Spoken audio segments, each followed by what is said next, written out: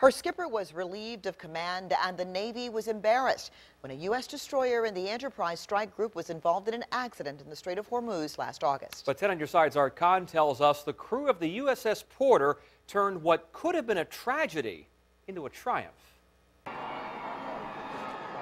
The Big E drew the big crowd at yesterday's homecoming, but the return of the USS Porter was certainly a big story.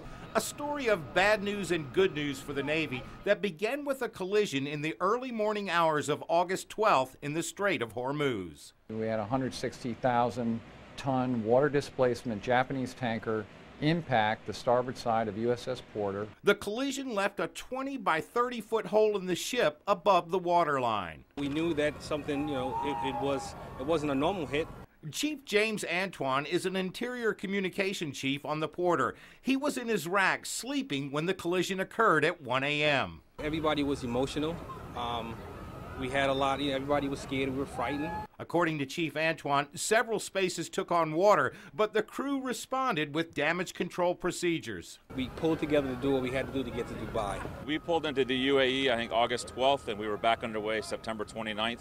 Commander Dave Richardson took command of the ship after the collision, replacing the previous CO. There's no doubt about it. There were some mistakes made. The CO has been fired, that's known, and we'll determine what's next beyond that. And yet, the story of the Porter is a source of pride for the commander of the Enterprise Strike Group. She has sailed with us through the Suez Canal. She came through the Strait of Hormuz with us the last time, made it through across the Atlantic with us, threaded the needle through 3 hurricanes.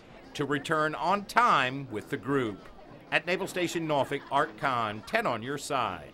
The repair that was done to the Porter was what the Navy calls a voyage repair. She was already scheduled for an availability in the yard next year, and more extensive repairs will be done at that time.